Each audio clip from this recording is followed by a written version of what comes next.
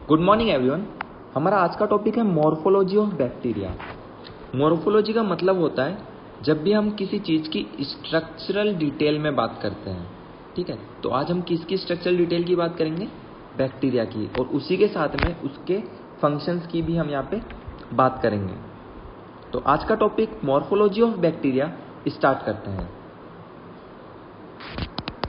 तो बैक्टीरिया को first discover किया था एंटनी वॉन लीवनहुक ने। ये इंपॉर्टेंट क्वेश्चन है कॉम्पिटिटिव एग्जाम के बेसिस से कि फर्स्ट डिस्कवर बैक्टीरिया किसने किया था, तो उसमें आएगा एंटनी वॉन लीवनहुक ने, ठीक है। अब आपने नाम सुना होगा बैक्टीरियम और बैक्टीरिया। जब भी वो एक होगा तो हम उसको बोलेंगे बैक्टीरियम, ठीक है। और जब वो खूब सारे हो जाएंगे तो हम उसको बोलेंगे बैक्टीरिया। यानी कि जब भी सिंगुलर होगा तो हम उसको बोलेंगे बैक्टीरियम, और जब खूब सारे बैक्टीरियम्स हो जाएंगे यानी कि वो प्लूरल हो चुका है तो हम उसको बोलेंगे बैक्टीरिया, ठीक है। तो जो बैक्टीरियम वर्ड था वो इंट्रोड्यूस किया था क्रिश्चियन गॉटफ्रीड एनबर्ग ने, ठीक है। अब बैक्टीरिया के बारे में और सुनो। इसके अंदर ना तो न्यूक्लियस होता है ना अदर ऑर्गेनेल्स होती है जो कि सेल्स में पाई जाती है, ठीक है। छोटा सा साइज होता है इसका, फ्यू माइक्रोमीटर में। और अगर मैं शेप की बात करूं तो शेप खूब सारी आपको देखने को मिल जाएगी। अगर राउंड शेप में होगा तो हम उसको बोलेंगे कोकाई। अगर रोड शेप का होगा यानी कि सिलेंडर जिस शेप का होता है उस शेप का होगा तो उसको हम बोलेंगे बेसिलाई। अगर वो कोमा शेप का होगा तो हम उसको बोलेंगे विब्रियो, ठीक है। और अगर वो कॉइल्ड हेयर लाइक शेप का होगा, ठीक है, जैसे अपने बाल घुंघरालू मुड़े हुए होते हैं, अगर उस शेप का होगा तो हम उसको बोलेंगे स्पिरियोचेट और स्पाइरोचेट्स, ठीक है। इन शेप की हम आगे और डिटेल में बात करेंगे, लेकिन अभी ये आपके सामने एक छोटा सा इंट्रोडक्शन था। बैक्टीरिया अलग अलग टाइप के होते हैं, तो वो सॉइल के अंदर भी ग्रो कर सकते हैं, हॉट एनवायरनमेंट में भी ग्रो कर सकते हैं, रेडियो एक्टिव वेस्ट के अंदर भी ग्रो कर सकते हैं, चाहे वाटर हो या फिर कहीं भी डीप इनसाइड वाला एरिया हो, वहाँ पे भी ये ग्रो कर सकते हैं। और एक इन्फेक्शियस डिजीज कोज कर सकते हैं ह्यूमन के अंदर, ठीक है। और कौन इससे हमें बचाता है? इम्यून सिस्टम के थ्रू हम इससे बच सकते हैं। और कुछ बैक्टीरिया ऐसे भी होते हैं जो कि अपन को म्यूचुअल बेनिफिट प्रोवाइड करते हैं, जैसे कि ई कोलाई, ठीक है, अपने जीआईटी के अंदर प्रेजेंट रहता है और किसका सिंथेसिस में हेल्प करता है अपने को? विटामिन के, ठीक है। साइज ऑफ बैक्टीरिया की बात करें तो मैंने आपको बोला था कि ये बहुत छोटे साइज के होते हैं। तो इसका साइज सुनना, डायमीटर इसकी होगी 0.2 to 1.5, और लेंथ की मैं बात करूं तो 3 to 5 माइक्रोमीटर इसकी लेंथ होगी। शेप जैसा कि मैंने आपको बोला था, राउंड होगा तो कोकाई बोलेंगे, सिलेंड्रिकल शेप होगा तो बेसिलाई बोलेंगे, कोमा होगा तो विब्रियाई बोलेंगे, और हेयर लाइक कॉइल्ड स्ट्रक्चर होगा तो हम इसको स्पाइरोचेट्स बोलेंगे। तो अब हम इसके स्ट्रक्चर की बात करते हैं। तो फर्स्ट आता है कोकाई, यानी कि round and the circular in shape. तो अब इसके अरेंजमेंट की बात करते हैं।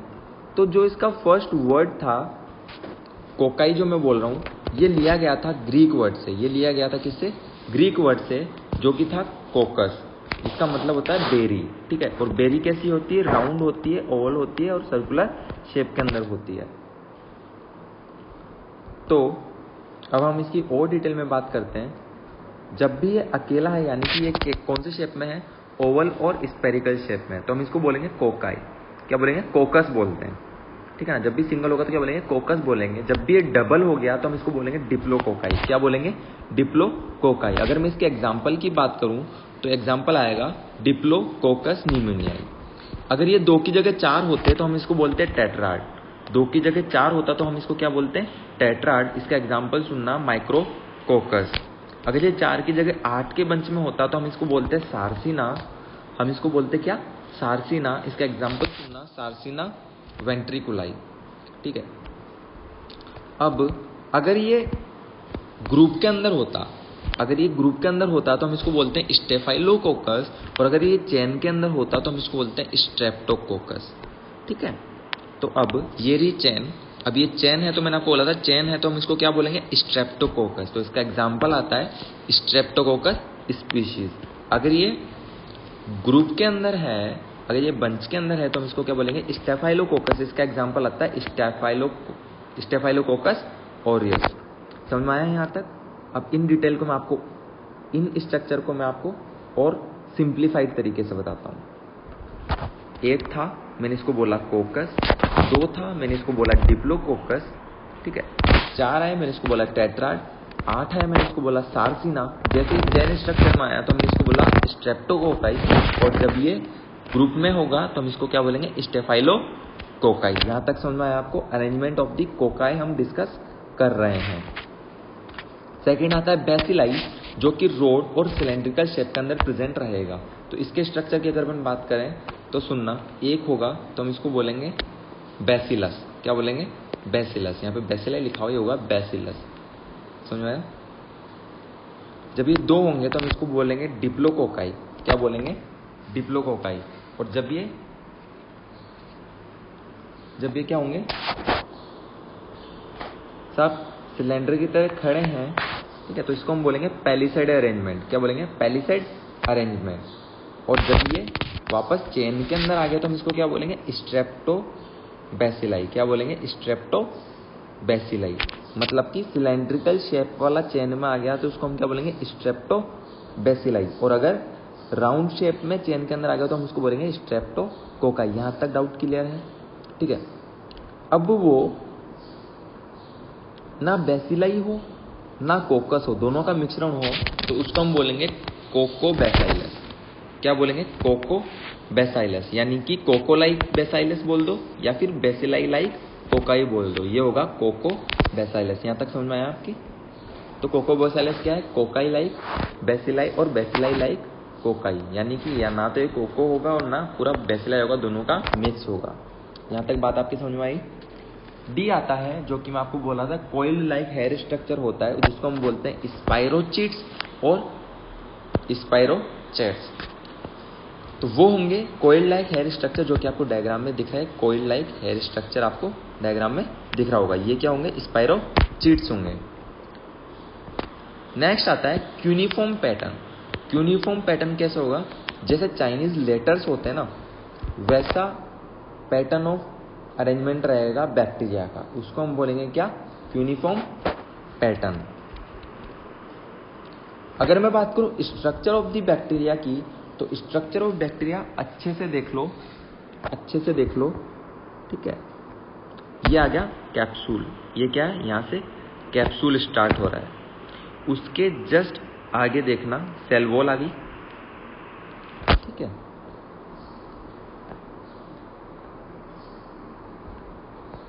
उसके आगे सेल वॉल आ गई।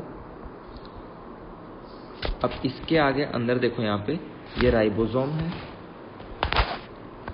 साइटोप्लाज्म है यहाँ पे, ठीक है। साइटोप्लाज्म में क्या होता है कि एक्वस सॉल्यूशन प्रेजेंट रहता है सेल के अंदर। ये है पिली, ठीक है। कोई इसको पिली बोलता है, कोई इसको प्लाई बोलता है, ठीक है। स्ट्रक्चर अच्छे से देख लेना, बाद में डिफ्रेंशिएट करूंगा मैं, तब आपको हेल्प होगी। अभी एक बस आपके माइंड में एक मैं इमेज क्रिएट करने की कोशिश कर रहा हूँ, ठीक है। ये रहा यहाँ पे मीसोसोम, ठीक है। अब ये है यहाँ पे फिम्ब्राई, ठीक है। ये शॉर्ट है, ठीक है, शॉर्ट है और थिन भी दिख रही होगी। और ये क्या कर रही है, पूरे सेल्स पे प्रेजेंट है। ये देखो चारों तरफ प्रेजेंट है, ये देखो ये पूरी तरफ प्रेजेंट है। पिलाई क्या थी बेचारी, बस यहाँ पे दो प्रेजेंट थी, ठीक है। फिम्ब्राई के कंपैरिजन में थोड़ी सी बड़ी है, लेकिन नंबर इसका कम है। ध्यान देने वाली बात यह है, पिलाई की स्पेलिंग सबसे छोटी। देखो हेयर लाइक जो स्ट्रक्चर दिख रहे हैं ना आपको, एक तो पिलाई दिखेगा, ठीक है, दूसरा आपको फिम्ब्राई दिखेगा, तीसरा आपको फ्लैजिला दिखेगा। पिलाई की स्पेलिंग सबसे छोटी, तो ये सबसे कम में प्रेजेंट है, ठीक है। फ्लैजिला की स्पेलिंग उससे थोड़ी सी बड़ी है ना, तो ये आपको थोड़े से बड़े भी दिखेंगे और पिलाई के कंपैरिजन में थोड़े ज़्यादा नंबर में दिखेंगे। उसके बाद में आता है फिम्ब्राई, ठीक है। इसकी स्पेलिंग भी कंपेयर की जाए तो फ्लैजिला के बराबर ही है, लेकिन इसकी साइज छोटी है और नंबर में बहुत ज़्यादा है। यहाँ तक बात समझ में आई आपके? अब जो सेल वॉल थी, जो सेल वॉल जिस पर अपन ने एंड किया था, उसके जस्ट आगे आती है साइटोप्लाज्मिक मेम्ब्रेन। क्या आती है? Cytoplasmic membrane. उसके अंदर यहाँ पे कंटेंट आ गया किसका? प्लाज्मिड का। और ये आ गया साहब अपने पास क्रोमोसोम। तो स्ट्रक्चर आपके माइंड में थोड़ा बहुत क्लियर हुआ होगा, है ना। अब इनकी डिटेल में बात करते हैं, जितने भी ऑर्गेनेल्स थी उनकी। तो बैक्टीरियल सेल्स के कंपोनेंट को मैंने 3 में डिवाइड किया है। कितने में डिवाइड किया है? 3 में डिवाइड किया है। First one is outer layer, मतलब कि जो बाहर प्रेजेंट होंगे। अब बाहर कौन कौन से प्रेजेंट थे? साहब सेल वॉल हो गई और प्लाज्मा मेम्ब्रेन हो गए, ठीक है, जो कि एक सेल एनवेलप का काम कर रहे हैं, मतलब कि एक लिफाफे का काम कर रहे हैं। समझ में आया? दूसरे आ गए सेल्यूलर अपेंडेजेस। सेल्यूलर अपेंडेजेस वो जो कि हेड लाइक मैंने आपको स्ट्रक्चर्स दिखाई थी, यानी कि फ्लैजिला हो गई। जो फ्लैजिला का मेन वर्क क्या है? फ्लैजिला का मेन फंक्शन याद रखना, फ्लैजिला मूवमेंट के अंदर हेल्प करती है, ठीक है। फ्लैजिला मेन मूवमेंट में हेल्प करेगी। सेलुलर अपेंडेजेस में आएगा सबसे बाहर वाला कैप्सूल, फ्लैजिला और फिम्ब्राई एक्सेट्रा। सेल इंटीरियर मतलब इसके अंदर सारे अंदर वाले आ जाएंगे। अंदर वाले कौन कौन से? Mesosome, cytoplasm, ribosome, DNA, granule, cytoplasmic membrane, है ना। अब आगे आता है कैप्सूल, ठीक है। तो कैप्सूल क्या है साहब?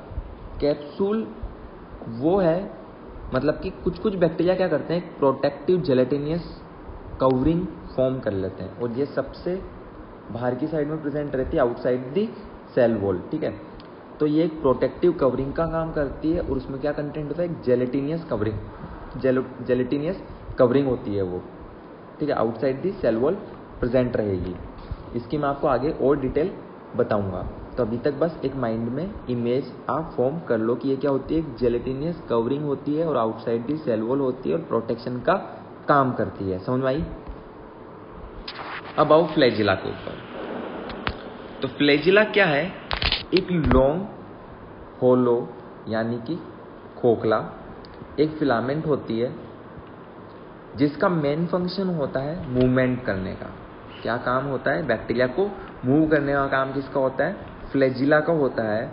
और ये अराइज होती है साइटोप्लाज्मिक मेम्ब्रेन से। कहाँ से निकली होती है? साइटोप्लाज्मिक मेम्ब्रेन से निकली होती है, और ये बाहर की तरफ जाती है सेल वॉल को क्रॉस करते हुए। समझ में आया यहाँ तक?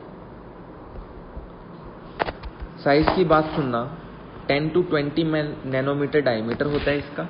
नैनोमीटर को अगर आपको कन्वर्ट करना तो 10 to the power -9 लगेगी। समझ में आया यहाँ तक? लेंथ की बात करो तो 5 to 20 नैनोमीटर्स होती है। समझ में आया? About types of the flagella. Types की बात करूं तो सबसे पहले आता है मोनोट्राइकस। मोनोट्राइकस मतलब कि एक ही फ्लैजिला एक ही साइड से निकली हुई है। मोनोट्राइकस मतलब एक ही फ्लैजिला एक ही साइड से निकली हुई है, चाहे वो ये साइड हो या ये साइड हो, ठीक है। दूसरा आता है लोफोट्राइकस। दूसरा आता है कौन सा? लोफोट्राइकस। इसने क्या बोला साहब कि ये मोनोट्राइकस में तो एक ही निकल रही थी एक साइड से। हमने क्या बोला कि साहब एक से ज़्यादा निकली है, या तो वो इस साइड से निकल जाए, या फिर इस साइड से निकल जाए, या फिर दोनों साइड से निकल जाए। ये कौन सा होगा? लोफोट्राइकस। अब ध्यान देना, थर्ड आता है पेरिट्राइकस। पेरिट्राइकस में क्या होगा कि ये इवनली अरेंजमेंट होगा ऑल ओवर दी सेल, मतलब कि यहाँ से निकल गई, फिर कुछ दूरी पे यहाँ से निकल गई, कुछ दूरी पे यहाँ पे निकल गई, मतलब कि इवनली अरेंजमेंट में ऑल ओवर दी सेल कहीं भी डिस्ट्रीब्यूटेड हो सकती है। यहाँ तक समझ आया? एम्फीट्राइकस में आएगा साहब कि दोनों साइड होगी, ये कि कौन सी साइड होगी? दोनों साइड फ्लैजिला प्रेजेंट होगी। यहाँ तक समझ में आया टाइप्स? मोनोट्राइकस में एक साइड से एक थी, लोफोट्राइकस में एक साइड से खूब सारी थी, पेरिट्राइकस में इवनली अरेंजमेंट था ऑल ओवर, एम्फीट्राइकस में दोनों साइड से निकली होगी, ठीक है। तो अब अगर मैं इसको टर्म्स में समझाना चाहूँ तो मोनोट्राइकस साहब सिंगल फ्लैजिलम निकली हुई है, amphitrichous single flagellum at each pole यानी कि दोनों साइड होगी, लोफोट्राइकस मतलब कि एक क्लस्टर है, क्लस्टर यानी क्लस्टर और या फिर टफ्ट यानी गुच्छा, ठीक है। जैसे अपने बालों का गुच्छा हो जाता है वैसा गुच्छा होगा ऑन फ्लैजिला एट वन और बोथ एंड, या तो एक साइड होगी या फिर दोनों साइड हो सकती है। Peritrichous a relatively even distribution of flagella over the entire surface of the bacterium. समझ में आया यहाँ तक? अब बात करते हैं पिलाई और फिम्ब्राई की। ये सारे स्ट्रक्चर मैं आपको पहले दिखा चुका हूँ, तो एक इमेज बेस्ड आपके माइंड में रहना चाहिए। अब मैं आपको डिटेल बता रहा हूँ, ठीक है? कुछ डायग्राम मैं आपको वापस भी दिखाऊंगा। तो पिलाई की बात करें, पिलाई एंड फिम्ब्राई की, तो ये शॉर्ट होते हैं, थिन होते हैं, हेयर लाइक अपेंडेजेस होते हैं। हेयर लाइक अपेंडेजेस होते हैं जो कि क्या करेंगे, mediate bacterial attachment to the surface. ये क्या काम करते हैं, बैक्टीरियल अटैचमेंट का काम करते हैं। कौन, फिम्ब्राई। और कॉल करेंगे अदर बैक्टीरिया को फॉर दी सेक्सुअल मैटिंग, ठीक है? ये बैक्टीरियल अटैचमेंट का काम करते हैं और सेक्सुअल मैटिंग के लिए भी ये कॉल करते हैं। समझ में आया यहाँ तक? अब इसकी फर्दर डिवाइडेशन हो जाता है। ये मैंने आपको यहाँ पे बोला था, क्या नाम बोला था, या कोई इसको बोलता है पिली, कोई बोलता है पिलाई, ठीक है? तो ये हुआ प्लूरल, मतलब कि जब ये खूब सारे होंगे। अगर ये सिंगल होगा तो इसको हम बोलेंगे पाइलस। क्या बोलेंगे, पाइलस। ये लॉन्गर होता है, थिकर होता है फिम्ब्राई से। फिम्ब्राई से लॉन्गर और थिकर होगा फीव इन नंबर्स, यानी कि कुछ संख्या के अंदर प्रेजेंट रहेगा। ये दो में डिवाइड होता है, एक होता है कॉमन पिली और एक होता है सेक्स पिली। कॉमन पिली में आता है फिम्ब्राई, ठीक है? और सेक्स पिली यानी कि इसका फंक्शन सुनो, ये करेगा ट्रांसफर ऑफ द जीनोम, ठीक है? ट्रांसफर करेगा जीनोम का, यानी कि प्लाज्मिड मान लो एग्जांपल में, ये ट्रांसफर करता है जीनोम का एक बैक्टीरिया से दूसरे बैक्टीरिया में, और जिस प्रोसेस से ट्रांसफर करता है उस प्रोसेस को बोलते हैं हम कंजुगेशन, ठीक है? तो ट्रांसफर करेगा जीनोम जेनेटिक मटेरियल का एक बैक्टीरिया से दूसरे बैक्टीरिया में by the process of conjugation, ठीक है? क्योंकि ये बहुत छोटे होते हैं, बहुत थिक होते हैं, ठीक है? तो इसी वजह से इसको अगर आपको देखना है तो आपको इलेक्ट्रॉनिक माइक्रोस्कोप की जरूरत पड़ेगी। जो पिलाई के अंदर प्रोटीन होता है वो होता है प्लीन प्रोटीन। कौन सा प्रोटीन होता है, प्लीन प्रोटीन। यहां तक समझ में आया? मैंने आपको बोला था कि एक तो है कॉमन पिलाई, एक है सेक्स पिलाई, ठीक है? तो सेक्स पिलाई के बारे में मैंने आपको थोड़ा बहुत यहाँ पे बताया था, आगे और सुनो, ठीक है?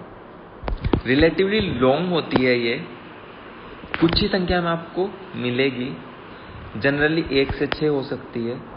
सेल सरफेस से निकली हुई होगी, ठीक है? और ये क्या करती है, जेनेटिक मटेरियल को ट्रांसफर करती है एक से अनदर में। डायमीटर इसका होता है 4 to 8 नैनोमीटर, और लेंथ की बात करूँ तो 1 to 2 नैनोमीटर। दूसरी आती है कॉमन पिलाई। तो कॉमन पिलाई जैसा नाम बोल रहा है कॉमन, तो इसका कॉमन सा काम है साहब, ठीक है? ये बहुत ज़्यादा मात्रा में आपको मिलेगी, 200 तक भी हो सकती है, ठीक है? कवर करेगी all over the cell surface, ठीक है? और इसका काम क्या होता है कि ये मीन्स ऑफ अटैचमेंट करती है होस्ट सेल से, ठीक है? जब भी इसको इन्फेक्शन वगैरह प्रोड्यूस करना होता है तो होस्ट सेल से चिपकने का काम कौन करवाता है, कॉमन पिलाई करवाता है। यहाँ तक समझ में आया? अब जो कॉमन पिलाई है उसके बारे में और सुनो। It is a hair like structure होता है, ठीक है? कॉमन पिलाई या फिर फिम्ब्राई बोल दो। मेनली प्रेजेंट होंगे ग्राम नेगेटिव बेसिलाई में, ठीक है? शॉर्टर होते हैं, थिनर होते हैं, देन फ्लैजिला। फ्लैजिला से शॉर्टर और थिनर होते हैं। इसको देखने के लिए भी आपको इलेक्ट्रॉनिक माइक्रोस्कोप की हेल्प लेनी पड़ेगी। ऑर्गन ऑफ एडेशन, मैंने आपको क्या बोला था कि साहब इसको होस्ट सेल से चिपकने के लिए काम करता है, और एडेशन का मतलब होता है चिपकना, ठीक है? तो ऑर्गन ऑफ एडेशन है ये कौन, फिम्ब्राई। अगर आप इसको लिक्विड मीडिया में देखोगे तो ये सरफेस पेलिकल शो करता है। सरफेस पेलिकल बताऊं तो जैसे मैंने आपको टेस्ट ट्यूब है, टेस्ट ट्यूब के अंदर मैंने लिक्विड मीडिया ले रखा है, ठीक है? तो इसने क्या किया, यहाँ पे पेलिकल्स दिखा दी। जो ब्लैक ब्लैक दिख रहा है आपको ऊपर, ये सरफेस के ऊपर पेलिकल्स आ गए। समझ में आया? एग्जाम्पल दूं तो हीम एग्लूटिनेशन टेस्ट, ठीक है? सेल वॉल की अगर मैं बात करूं तो एक रिजिड स्ट्रक्चर होता है जो कि सराउंड किया होता है प्लाज्मा मेम्ब्रेन को, ठीक है? और it present in all type of prokaryotes except mycoplasma, ठीक है? तो एक्सेप्शन कौन हुआ, माइकोप्लाज्मा। ये सारे प्रोकैरियोट्स में प्रेजेंट रहता है, बस एक ही इसमें अपवाद है, और वो कौन है, माइकोप्लाज्मा, ठीक है? सेल वॉल जो होती है वो पेप्टाइडोग्लाइकन और म्यूरेमिक एसिड्स की बनी होती है। तो मैंने आपको बोला था म्यूरेमिक एसिड और पेप्टाइडोग्लाइकन्स की बनी होती है। तो सबसे पहले आप कंपोजिशन की ही बात कर लो। सेल वॉल जो होती है वो कंपोजिशन, उसमें दो मेन कंपोजिशन आता है साहब। एक तो आता है एन एसिटाइल ग्लूकोजामाइन, ठीक है, एन एसिटाइल ग्लूकोजामाइन, और एक आता है एन एसिटाइल म्यूरामिक एसिड। तो इसको मैं शॉर्ट में बोलूंगा NaG और इसको मैं बोलूंगा NaM, ठीक है। तो ये कंपोजिशन मैंने आपको नोट्स, जो PDF नोट्स दिए हैं उसके अंदर नहीं लिखा है, तो अगर जिसको लिखना हो वो यहाँ से लिख लेना, क्योंकि कुछ कुछ बच्चे क्या है वीडियो नहीं देख रहे हैं, तो इसी वजह से मैंने कुछ कुछ यहाँ पे आपको वीडियो के अंदर एक्स्ट्रा प्रोवाइड करवाया है, ठीक है। सेल वॉल की अगर मैं साइज की बात करूँ तो 10 to 20 नैनोमीटर होता है। नैनोमीटर को कन्वर्ट करने के लिए मैंने आपको बोला था मल्टीप्लाई करना पड़ेगा आपको 10⁻⁹ से। इलेक्ट्रॉन माइक्रोस्कोप से देखोगे क्योंकि इसकी साइज बहुत छोटी है, ठीक है। अब ये जो सेल वॉल है इस पे ध्यान देना, ये प्रेजेंट रहती है in between the capsule and the cytoplasmic membrane. तो अगर कोई पूछे कैप्सूल और साइटोप्लाज्मिक मेम्ब्रेन के बीच में कौन प्रेजेंट रहेगा, तो बोल देना दोनों सी के बीच में। सुनो, ये दोनों सी, यानी कि एक सी तो हो गया कैप्सूल का, एक सी हो गया साइटोप्लाज्म का, इनके बीच में एक सी प्रेजेंट रहेगा, वो होगा सेल वॉल का सी, ठीक है। दूसरा बताऊं, ना कंफ्यूज होने वाली चीज, तो सुनो, CA अल्फाबेट में सी के बाद में देखो, सी तो मैंने कॉमन बता ही दिया, अल्फाबेट ऑर्डर से कौन आया, फर्स्ट A आया, उसके बाद में कौन आएगा, E आएगा, ठीक है, और उसके बाद में आएगा Y। तो सबसे प्रायोरिटी वाइज सबसे पहले होगा कैप्सूल, उसके अंदर होगा सेल वॉल, उसके बाद में होगा साइटोप्लाज्म। इसी वजह से सेल वॉल क्या कैप्सूल और साइटोप्लाज्म के बीच में प्रेजेंट रहेगा। यहां तक समझ में आया? और सुनो, जो सेल वॉल रहता है वो वायरुलेंस इन नेचर रहता है, ठीक है। तो इस वजह से क्या कर सकता है, रिएक्शन अपनी फर्दर शो करेगा, क्योंकि ये वायरुलेंस इन नेचर है। शेप और रिजिडिटी प्रोवाइड करता है बैक्टीरिया को। कौन मेनली रेस्पॉन्सिबल रहता है शेप और रिजिडिटी प्रोवाइड करने के, वो है सेल वॉल। अब साहब दो टाइप ऑफ बैक्टीरिया आपको देखने को मिलते हैं, एक आपने नाम सुना होगा ग्राम पॉजिटिव और एक आता है ग्राम नेगेटिव, ठीक है। तो पॉजिटिव अगर आप सिंबल अच्छी तरह देखोगे तो ये एक तरह से आपको T दिख रहा होगा, ठीक है, यहाँ पे एक T दिख रहा होगा। तो जब भी दो T आपके सामने आ जाए तो समझ लेना ये क्या है, ग्राम पॉजिटिव है, ठीक है। First T refer thick peptidoglycan, thick मतलब गाढ़ा मतलब ज्यादा किस में होगा, पॉजिटिव में। नेक्स्ट T आया टिकोइक एसिड, कौन सा आया, टिकोइक एसिड, ये वैसे भी ग्राम नेगेटिव बैक्टीरिया में नहीं होगा। अगर मैं बात करूं ग्राम नेगेटिव की, तो इसमें भी एक T आ रहा है, तो कंफ्यूज मत होना, इस T को इस T में मिला दो, है ना। तो ये जो T है ये रेफर कर रहा है थिन को, थिन यानी पतला, ठीक है, थिन यानी पतला यानी कुछ ना कुछ ये कम को रेफर कर रहा है, और कम किस में होगा, नेगेटिव में। तो ग्राम नेगेटिव कंटेन करता है थिन पेप्टाइडोग्लाइकन और लिपोपॉलीसैकेराइड, ठीक है। ये तो मैंने आपको बताई ट्रिक। अब वापस सुनो अच्छी सी एक्सप्लेनेशन के साथ।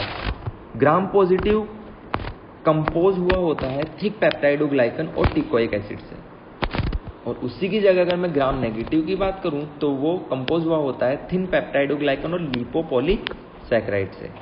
समझ में आया?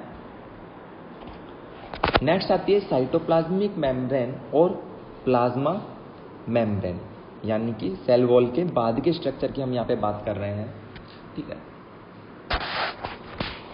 Immediately below the cell membrane is plasma membrane.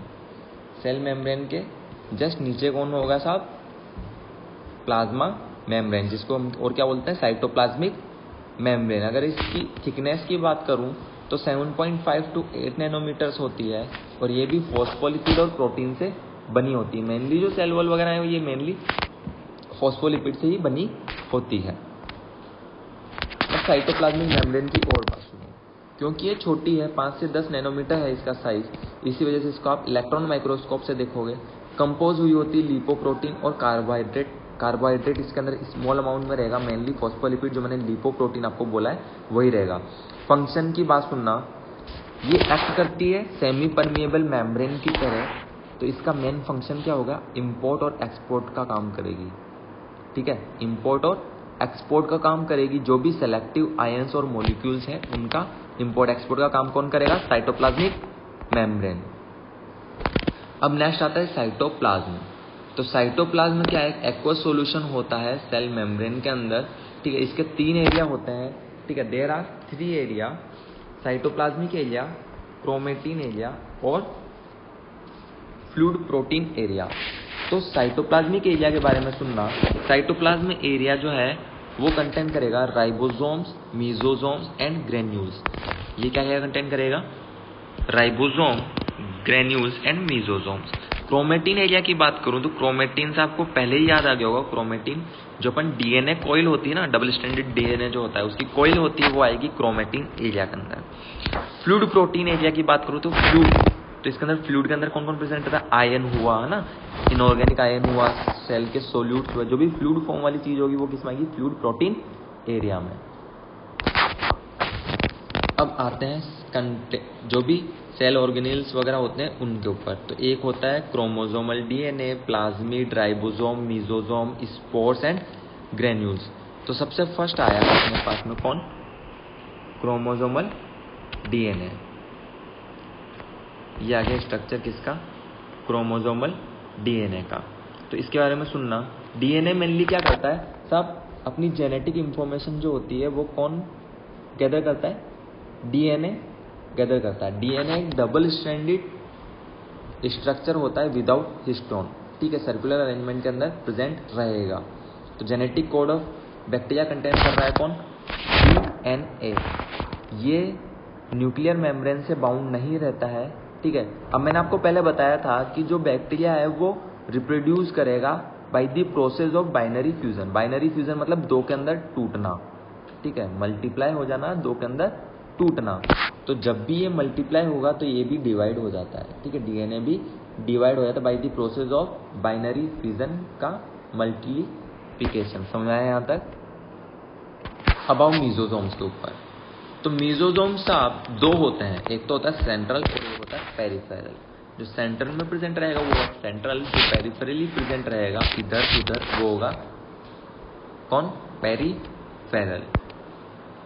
Mesosomes की बात सुनो। ये रहे साहब अपने मीसोसोम, ये रहा मीसोसोम, ठीक है। तो मीसोसोम की बात सुनना।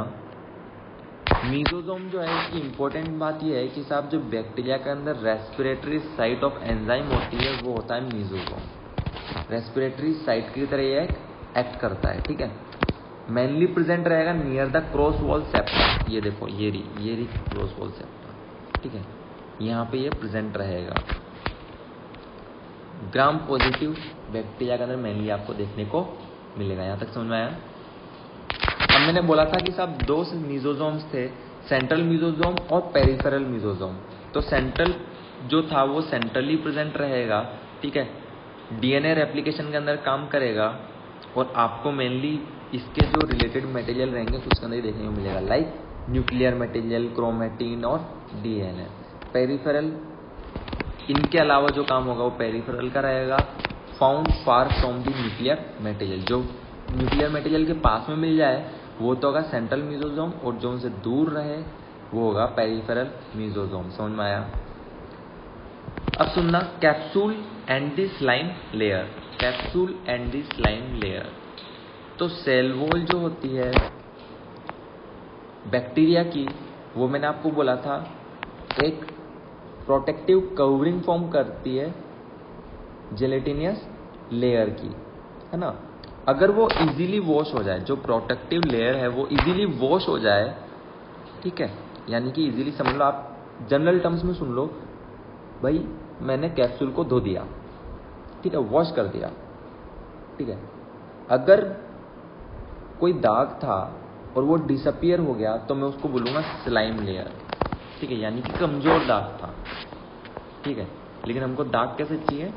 अच्छे चाहिए, सरफेक्सल दाग अच्छे हैं। आगे सुनो, अगर वॉश आउट हो गया तो वो क्या कहलाएगा? स्लाइम लेयर, ठीक है।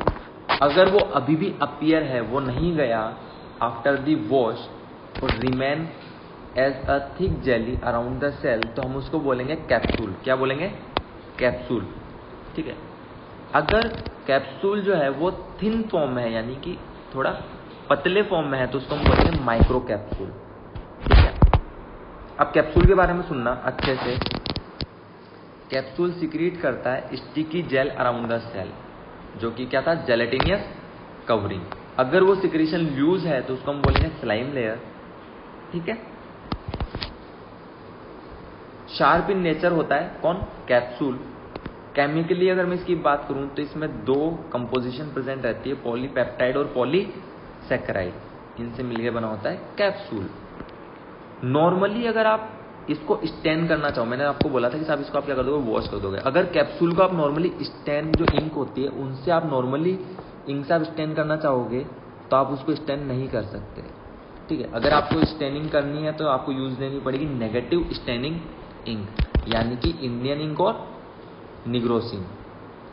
ठीक है, इसका एक टेस्ट भी होता है, ठीक है, जिसको हम बोलते हैं कैप्सूल स्वेलिंग टेस्ट। जिसको हम क्या बोलते हैं, कैप्सूल स्वेलिंग टेस्ट। इसमें आप क्या करोगे, कैप्सूल लिया और स्पेसिफिक एंटीजन, स्पेसिफिक एंटीबॉडी के साथ में अपन ने उसका रिएक्शन कराया। अगर कैप्सूल फूल गया, कैप्सूल में आ गई स्वेलिंग, तो वो क्या डिमॉन्स्ट्रेट करेगा, एंटीजन एंटीबॉडी रिएक्शन शो कर रहा है, जिसको हम बोलते हैं क्या, क्विलिंग टेस्ट। क्या बोलते हैं, क्विलिंग टेस्ट। तो क्विलिंग टेस्ट के बारे में आपसे कोई पूछे तो बोलना साहब, एंटीजन एंटीबॉडी रिएक्शन शो करता है capsule against the specific antibody. ठीक है, और कैप्सूल क्या होता है, स्वेल अप हो जाता है, उसको अपन बोलते हैं कैप्सूल स्वेलिंग टेस्ट या फिर क्विलिंग टेस्ट। यहां तक समझ में आया, ये इधर आ गया न्यूमोकोकस कैप्सूल। समझ में आया क्या। इंक जो मैंने यूज ली थी वो तो थी एक इंडियन इंक, इंडिया इंक, और दूसरा था निग्रोसिन। ठीक है, ये दोनों नेगेटिव स्टेनिंग इंक है। फंक्शन सुनो कैप्सूल का। मैंने आपको बोला था एक जेलेटिनियस कवरिंग फॉर्म कर रहा है, तो साहब ये क्या काम करेगा, प्रोटेक्शन का काम करेगा। तो बैक्टीरिया को एंटी बैक्टीरियल एजेंट्स जो होते हैं और जो भी लाइटिक एंजाइम्स होते हैं, लाइटिक एंजाइम्स मतलब बैक्टीरिया को तोड़ने वाले, डिस्ट्रॉय करने वाले, उनसे बचाता है। कौन बचाएगा, कैप्सूल बचाएगा। अब आपने एक प्रोसेस का नाम सुना होगा, फेगोसाइटोसिस। ठीक है, जो कि इन्गल्फ कर जाते हैं, बैक्टीरिया को डिस्ट्रॉय कर जाते हैं। ठीक है, तो कैप्सूल क्या करता है, इनको उस प्रोसेस से ही बचाता है, यानी कि फेगोसाइटोसिस से ही बचाएगा और रिमेन रह जाएगा हार्मफुल। ठीक है, एंड रिमेन हार्मफुल। समझ में आया। अब जो नेक्स्ट आता है वो है एंडोस्पर्म। क्या है, एंडोस्पोर। तो बहुत सी बैक्टीरियल स्पीशीज होती है, ठीक है, बहुत सी ऐसी बैक्टीरियल स्पीशीज होती है, तो जब भी उनको अनफेवरेबल कंडीशन मिलती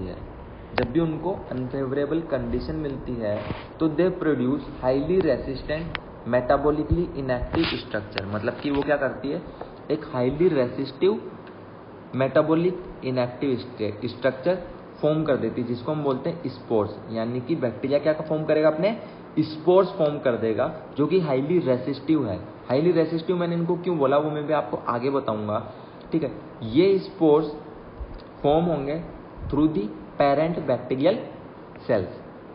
ठीक है, जो बैक्टीरियल सेल्स के एक तरह से बच्चे हुए, ठीक है, जो हाईली रेसिस्टिव है और इनएक्टिव स्ट्रक्चर है वो होगा स्पोर।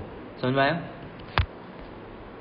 अब ये मैंने आपको एक स्ट्रक्चर बताया था किसकी, एंडोस्पोर की। तो स्ट्रक्चर अच्छे से देखो, ये आया यहाँ पे इंटरस्पेस, कॉर्टेक्स, स्पोर कॉर्टेक्स, एक्सोस्पोरियम सबसे आउटर लेयर होगी और एक्सोस्पोरियम नैप। ठीक है, तो सबसे बाहर वाली जो स्ट्रक्चर हुई वो कौन सी थी, एक्सोस्पोरियम नैप। ठीक है, उसके बाद में आती है अपना एक्सोस्पोरियम, जिसको बोलते हैं बेसल लेयर, एक्सोस्पोरियम बेसल लेयर। उसके बाद में आता है अपना कौन सा, इंटरस्पेस, जो कि किस किस के बीच में रहेगा, एक्सोस्पोर और स्पोर कोट के बीच में, इंटर स्पेस। फिर आता है कॉर्टेक्स।